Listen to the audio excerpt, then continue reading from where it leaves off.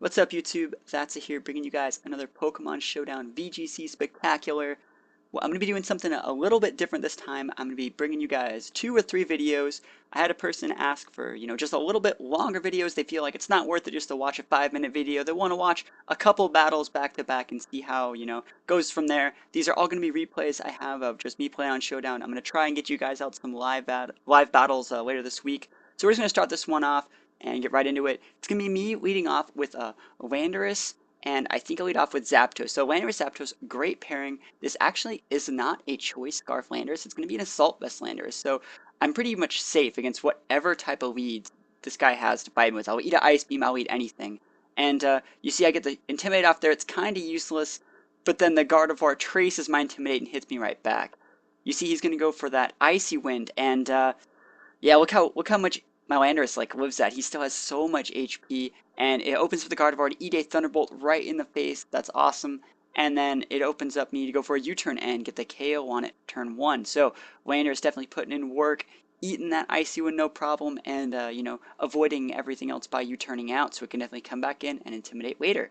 I decided to go in with Aegislash just because I didn't know if he'd go for the Will-O-Wisp, and I didn't really care. He opted to go for the Thunderbolt instead, and Zapdos is obviously still going to live. So now he's going to come out with his Ferrothorn here. I'm expecting him to go for just a Protect with a Ferrothorn and a KO on my Zapdos. But, I'll play his game if he wants me to. I decided to go for a King Shield just in case he went for like an Overheat or something. And he actually misses a Will-O-Wisp this turn, which is quite lucky for me. But, it's pretty much a wash turn. I'm only going to hit Rotom and take Life Orb damage. So nothing really happened that turn. Not that big of a deal.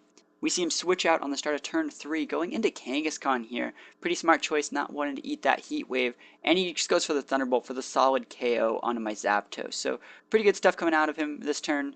And obviously I'm going to go into Blade form and go for a Shadow Ball on Rotom, activating its Citrus Berry, and now I'm stuck in attack mode. So I come back in, layer up one layer of Intimidate onto that Kangaskhan, which I definitely do need to get set up, and we're going to force him to withdraw, going back into his Ferrothorn. So it's going to be Landorus, Aegislash for his Ferrothorn, Rotom Heat, going for the Rock Slide, not going to pick up the KO on the Rotom. I actually miss on Ferrothorn, which is quite unlucky. And then he actually goes for another Will-O-Wisp with his Rotom, and he's going to miss again. I know in chat he's super complaining about all these misses, but yeah, sucks to be Rotom Heat when you can't hit with Will-O-Wisp. So I go for the nuke on the Rotom Heat. It pays off. Kangaskhan is going to come back in. It's 2 versus 3 right now. And we're going to see him finally activate his Mega, gain that Prensel Bond, going for the Power Up Punch my Landorus. And while he does gain the +2, he's really not doing that much this turn. So it's going to leave my Landorus and Aegislash a chance to retaliate. I go for a U-turn just because I want to be able to use as many Intimidates as possible against this type of board. And I decide to come in with my own Kangaskhan here. Now, Aegislash still has a turn to attack, so it's going to use a Flash Cannon onto that Kangaskhan, doing a pretty decent amount of damage before eating a Leech Seed from Ferrothorn. Overall, I'd say that was a pretty good turn. Remember, I just want to be able to use Intimidate as much as possible here. I decided to go for my Mega, and I'm hoping he doesn't have Protect, but you know he does. I'm going to go for the really super predictable Fake Out play, and, it's obviously not going to work. It's really no big deal, but seeing Protect on him just makes me know that he's actually not a terrible player. I think Protect is... I use Protect and Fake Out on my Kangaskhan. I think the way to play. So he gets Leech Seed up on both of my Pokemon, which it's going to start ticking away, but I still feel really confident. I'm going to switch out my Kangaskhan because I don't want to give him Leech Seeds for days. Come in with my Landorus, layer up and Intimidate, so he's only at +1 right now. And he's going to go over the Sucker Punch, which I generally did expect, but it's really no big deal because Aegislash is going to pick up the KO with a Flash Cannon. And so now I have 3 Pokemon left to fight just his Ferrothorn. It's at this point, he's going to try and stall it out. Like, he goes for the Gyro Ball. It is the last turn of turn 7, but he's going to try and stall it out, but there really isn't a way for him to come back in this game.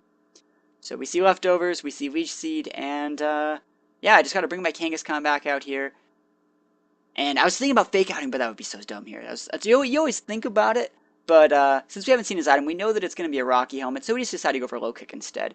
Low Kick, Shadow Ball, should always be enough to take this guy out. I think he actually goes back up to full from the Leech Seed, but yeah, he goes back all the way up to full, but we're still going to be able to pick up the KO. I know I'm giving you guys a little bit of a spoiler here. Low Kick number 1's going to hit. I'm going to take Iron Barbs and Rocky Helmet damage. I'm going to get dropped super low this turn, but yeah, 36%, that's not nearly enough to live through an Aegislash Shadow Ball, and it's going to pick me up the KO on Ferrothorn and winning me the game. So, overall, this game was pretty good. I got to pick up on his Gardevoir quite early, and from there, I just didn't get burned by 2 Will-O-Wisp, and it won me the game.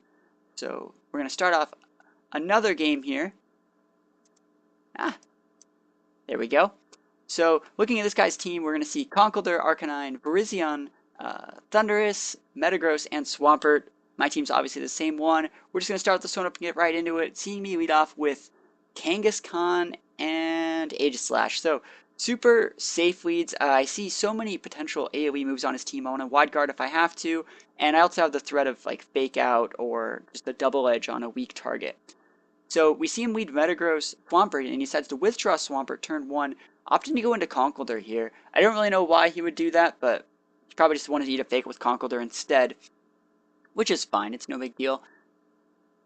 And we're going to see me go for the Fake Out here. I was thinking since he switched to Conkeldurr, that might be where his Citrus is. Just like, it's the only real reason I could think of why he would switch to Conkeldurr. And he goes for a crit Iron Head on my Kangaskhan. That's pretty lame. And the Shadow Ball comes in, and it confirms that he actually isn't using a Citrus, but it is going to force my Kang out. So, quite unfortunate there. Going to come into Landorus, and now that Metagross has Mega Evolved, it no longer has Clear Body, which means I can definitely throw an Intimidate off on that guy. He goes for an Iron Head. It still does a nice chunk of damage onto my Landorus, and he's going to eat a Shadow Ball in the face. So, right off the bat, turn 2, his Mega's down, and mine is definitely injured, but it's still fine. We're really going to see him knock off and actually not pick up the KO onto my Aegislash. Even though I'm in a Blade form, he is intimidated, and that definitely saved me that turn. We're going to see Swampert come in here, and we're going to see Conkeldurr go away, opting to go into his last Pokemon, into Virizion here. I opt to go Aegislash, pop that King Shield. I didn't really know what he was going to do, but I feel that I'm more useful in this mode, so King Shield's going to go off, Earthquake's going to go off, do a lot of damage to Swampert. I think I got a critical hit there, and yeah, we're going to see Landorus. Even though I have an Assault Vest, I am not bulky enough to live through a Scald. So we have, my Landorus is down, I still have my Kangaskhan left, and now my Gardevoir is going to make its appearance. I trace the Torrent, which is quite useless, and we see him pop a Wide Guard here. He was definitely expecting a Dazzling Gleam or like a Hyper Voice. We're then going to see my Aegislash eat a Leaf Blade, but, you know, Aegislash is definitely a Pokemon that can be sacrificed at this point because Gardevoir is going to 1v1 that Virizion, or sorry, the Swampert with a Psyshock. Yeah, the reason why I went after the Swampert was because I knew that there's no way Gardevoir can take out Virizion if Aegislash also targets it. So I just made a calculated play. I knew that Gardevoir was much more valuable, and there was nothing that any of these Pokemon can really do against it at this point. So I go for another Fake Out onto that Conkeldurr again. It's the second time I've hit that guy with a Fake Out this matchup, and we're going to see Virizion go for a Leaf Blade. It's actually not going to proc my Focus Sash, and we're going to see him take Life Orb damage and then go down to Psyshock here. If I had Dazzling Gleam instead of Moonblast at this point, I definitely would have used it, but I really don't feel I can lose here. We're then going to see him go for a Mach Punch. It's going to pick up the KO on my Kangaskhan, but remember, I'm still a Gardevoir that is stuck using, well, not stuck. I'm definitely just going to keep using Psyshock and pick up the KO from there. So, two relatively fast games. I think one was like 6 or 7 turns, and then this one was 6 turns. So, it's not going to be super long. I think I have enough time for one more. I got enough time for another game. Let's throw another game on here. Alright, there we go. So this guy's going to be using a Mega Venusaur team as well as a Bisharp. And Bisharp is just really, really good against the way my team works. It's great against Gardevoir. If Rotom wants to fight it, I have to eat like 60% of my health and lose my Citrus. It's made to beat Landorus. It's great against Aegislash. Zapdos is okay, but it's not really a great matchup. So when I'm playing this game, I'm just trying to dance around his Bisharp as long as possible. So I decided to lead off with Gardevoir and Kangaskhan here. Two Pokemon that can definitely clock the Sash or just KO the Bisharp. He decides to go with Terrakion and Rotom Wash. Now looking at this lead, I decided to go for a really, really gimmicky play. I think I do. I'm going to pop my Mega, and he's going to go for a Quick Guard. Yeah, I do a pretty cool play here. We're going to see me go Ally Switch with Gardevoir. I was expecting him to either Close Combat or Will-O-Wisp, and Low Kick actually just one-shots the Terrakion. Makes me think that he was probably Life Orbed, and that makes me believe that the Sash is most likely on the Bisharp here. We're then going to see him Will-O-Wisp what was the Kangaskhan slot. I think Gardevoir is a great pair for Kangaskhan just because most things that want to KO Kangaskhan don't do that much damage to Gardevoir. So at this point, I killed this Terrakion for free, and he's going to go Mega Venusaur, and I'm expecting him to try and stall me out because I'm burned. He pops the very obvious Protect, but I'm still just going to fall for it anyways. There's nothing else to really do here. I'm definitely afraid of Bisharp coming in and going for the like switch in on my Psychic attack, but it's just a risk I have to take at this point. We're then going to see Rotom go for a Thunderbolt onto my Kangaskhan after eating a super strong Double Edge. Take that burn damage and start off turn 3 looking really strong because I'm definitely faster than both these Pokemon. So I go for that Psyshock on Venusaur, and I go for the Low Kick on Venusaur. That turn, I definitely thought that Venusaur was going to switch out for either Heatran or Bisharp. I felt that I was definitely strong against both those Pokemon, and he just didn't switch, which didn't really cost me the game, but it's definitely... I definitely had the momentum and the pace going into turn 3, but I threw a little bit of away there. And we also saw him go for Pain Split on Rotom, which is quite awkward in doubles. Definitely a single strap. We're then going to see me switch in with Landorus, and I'm expecting his Venusaur to Protect. You know, I hope I didn't give him a good idea to switch into Landorus. Or sorry, to switch into Bisharp or Heatran. So I just decided to KO the Rotom Wash, take what I can get. And remember, the only like things he has left are like Heatran, Bisharp, or Thundurus. So I'm definitely fighting against all those at this point. We're going to see Bisharp come in. Remember, I switched my Landorus the turn before Bisharp came in. That was the whole reason why I switched that last turn. We see him go for a Sucker Punch on my Protect. Definitely not the correct option. And eat a pretty big EQ in the face. There is the Sash, just like I said, because we didn't see on Terrakion. That means it has to be on Bisharp. Venusaur is going to get left at 2%, get to pop a Giga Drain, but it's at this point that I can't really lose. I switch out my Kang because I'm planning on going for a second Earthquake, going into Rotom Wash, who has Levitate, and Venusaur goes for Protect, but it's at this point, you know, he's just delaying the inevitable. Bisharp is going to go for a Sucker Punch on what was the Kang target again. Sorry, man, it's just not going to work out for you. And EQ is going to be able to finish him off. And now both my Pokemon have Kill Power on this Mega Venusaur who's all alone.